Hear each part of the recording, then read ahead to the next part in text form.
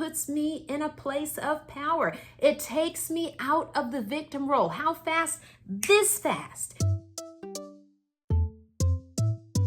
Hello and welcome to The Journey. I am Aurora. I'm so glad that you're joining me today. Let's dive in. On our last video, we talked about self-care and we asked the question, is self-care selfish? Well, I hope you had a chance to watch the video. If you didn't, I'll post it here or here, wherever it shows up. Either way, I'll put it up on a link for you to be able to click on so you can go back and watch it if you want to do that. But we talked about self-care, and of course, we acknowledge the fact that self-care is not selfish. So today, we're kind of piggybacking off of that thought and we're posing the question, is my happiness my responsibility?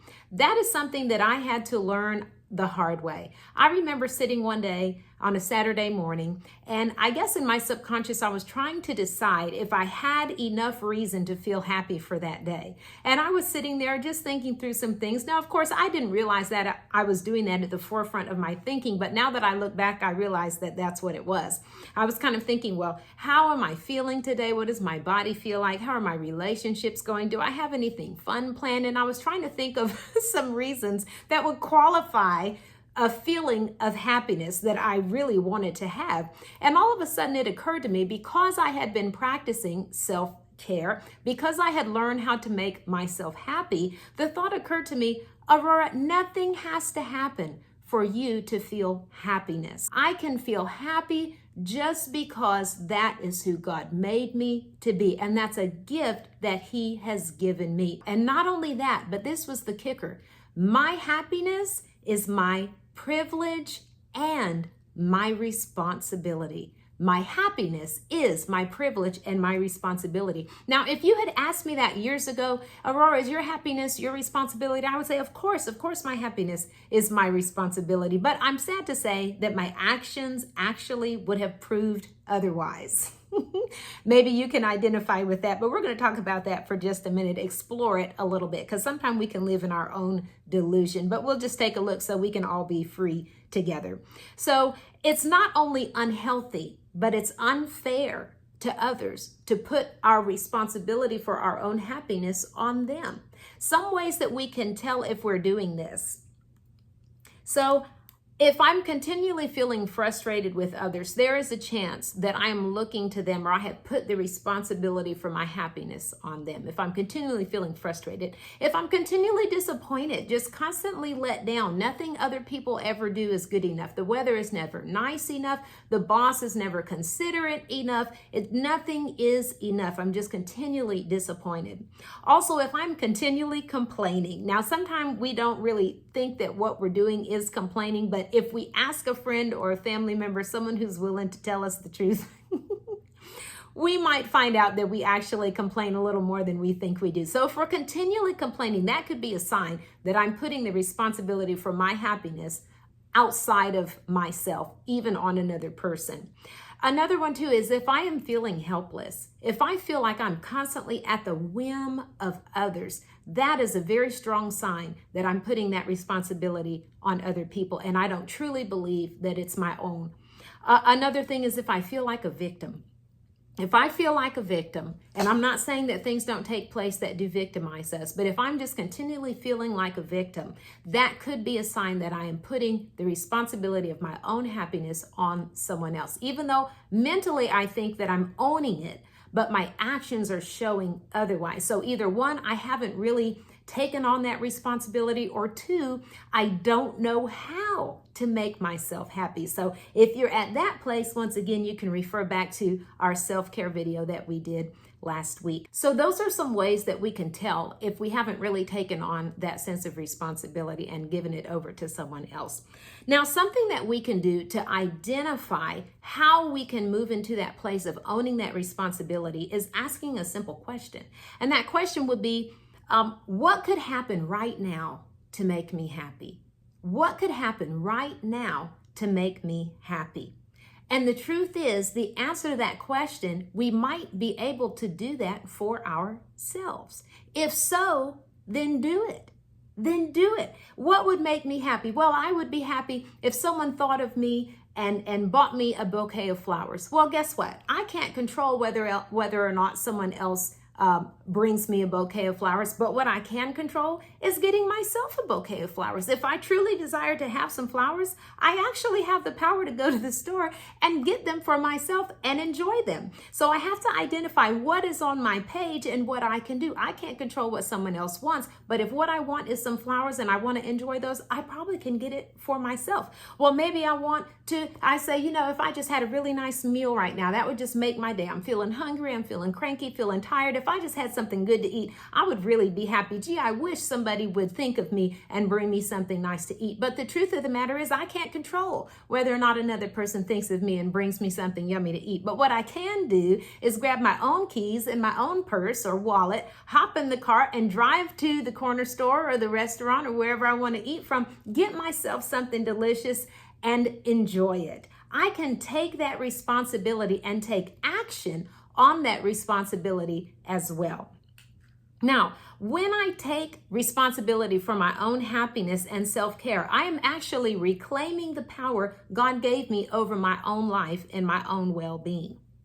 So instead of thinking, I'll be happy when my boss gives me a raise, I'll be happy when my political party is back in office, I'll be happy when my spouse starts treating me right, I'll be happy when my kids start making right decisions. See, all of those things are not necessarily on our page, but how can we bring those things back on our page? So if I'm desiring for my boss to give me a raise so I can be happy, what I'm probably looking for is an increase in finances. Well, I can't control the boss. I can talk to him. I can do a good job and let him know that I deserve a promotion and I deserve a raise and I'm willing to take on more responsibility so that I can receive more reward. I could do that. But what I also could do is branch out in an area of creativity that I have on my own that could actually produce income for myself at my own will, at my own desire, something that I'm able to do and control and not have to wait on someone else to bring it to me. So what do I really want? Do I really want a raise or do I really want to increase my income?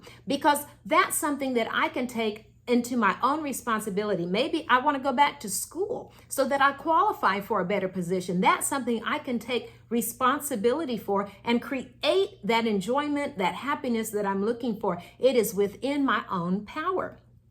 If I'm waiting for my party to be back in office so that I can rejoice, or I'm waiting for, something to change in the political arena, well, that is, for most of us, it is so far beyond our realm of control. Now, unless you're a politician or you are in a political office or have some kind of influence, that's really far beyond our sense of control. So what we can do is step back and say, wait, what actually is it that I want? Well, I want prosperity. I want peace. I want safety. I can create that environment in my own realm, in my own sphere of influence, however far it is that I have reach and that I have influence in the world that I'm in, and I can create that for myself. I do have influence over what is taking place in my own life, and maybe if I just click off the news for just half a minute, I can focus on all the good things that are taking place in my life right now. So do I have to wait for politics to change? Do I have to wait for laws to change? No. I've got that power, and I've got it where? Right now. If I shift my focus and shift my gaze back onto my own page and my own sphere of influence, I can realize, you know what? Life is actually pretty good right here and right now. And I always have the power of prayer and decree. And I know with that, I can affect things in the unseen realm. But as far as in the natural way, I have influence right now and today. So if I'm waiting for my spouse to start treating me right, well, when they treat me right, I'll be happy. Well, you know what? Maybe I can do for myself some of those things that I'm looking for them to do. And what it'll actually do is create a strength and create a joy within me so that I have a flow of love to give out. And instead of looking for them to do something for me, I'm not saying they should or they shouldn't. I'm not saying right or wrong. But what it does is puts the power back in my own hands. And then I can become a source for them. And instead of looking for them to do for me, I actually become someone who is providing joy and providing happiness for someone else. And that puts me in a place of power. It takes me out of the victim role. How fast? This fast. You didn't have to go back to school. You didn't have to get another degree. You didn't have to get a fancy job and a title. All you had to do was shift your mind and say, I have the privilege and the responsibility for my own happiness, and I'm going to do something about it. Ooh, that's good news. I was so set free when I came into that realization. It just made me immediately happy. Nothing has to change. Nothing has to change at all except within these 2 ears, within my mind. And once I make that adjustment, I can have that joy and I can have that happiness right there in that moment. And I immediately become empowered as a giver instead of looking to always receive. So when I take responsibility for my own happiness and self-care, I am reclaiming the power God gave me over my own life and well-being. I will stand before God for myself. I live amongst others, but when it comes down to it, it's He and He will be looking at me and I will be looking at Him. So also I become empowered because I'm no longer at the whim of others. I'm not waiting on someone to do something for me to make me happy. I'm doing it for myself. I've got the power within me, and then I empower myself to become a giver. I can engage from a place of being full and having something to give rather than only looking to receive. Also, when others do good towards me, it adds to the foundation that I've already laid. See, I realize, and I'm so sad to say this, but I realize that I have been somewhat of a black hole for certain periods of my life. Now, let me explain. So if I wasn't able to really create a foundation of joy and happiness for myself and other people that loved me and cared for me, friends, family members, church members, co-workers, would do things for me to increase my happiness and increase my experience in life. But if I had no foundation for those things they were doing for me to land, then it just would sink down into a black hole and it would be almost as if they never did anything in the first place. At best, I will enjoy it for that moment, but then just be immediately looking for the next thing to take place that someone else can do for me to make me happy. Now, I didn't think I was doing this at the forefront of my mind, but when I look back, I can see that at times, not always, but at times that's really how I was living. Now, that doesn't mean that there won't be seasons where we're not in a place mentally, emotionally, spiritually, even physically, where we're able to do those things continually for ourselves. And that's when we have the loved ones and the people that love and care for us for a season to come in and to help us until we get back in that healthy place and we're able to do those things for ourselves. But we don't want to live there because it can become draining for them. And we love our friends, family members, co-workers, church members, and we don't want them to experience, we don't want that to be the experience that they have with us. So when we go through those seasons, we acknowledge it and we appreciate it, but then we get right back into a place where we're able to fill ourselves up so that we can pour back out into them. But when we already have that foundation laid within ourselves, there's no black hole effect. I've already got it. I already know what to do. I'm already practicing self-care. I'm already built up and in a place that is healthy and strong. So then when others do good for me, one, I'm able to see it. I'm able to realize it, acknowledge it, recognize it, and enjoy it because it's not my life source. I already have a source. I already have a foundation, and what they do only adds to that, and I appreciate that.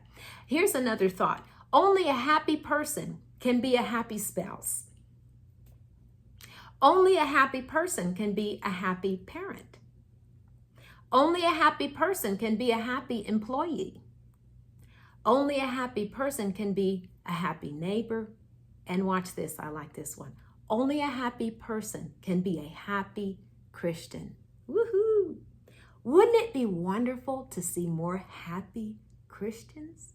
Wouldn't it be wonderful to just walk into a group of people that you know are walking with Christ and every one of them has a true and genuine smile on their face, and not just, as a mask that's wearing, but it's actually exuding from the inside of them, not because something fantastic took place, but just because they're living in a place of the fruit of the Spirit and living out joy and happiness and peace, knowing that happiness and joy is my inheritance. And God has given me all good things to enjoy. So I'm going to enjoy them with Him, through Him, and to His glory.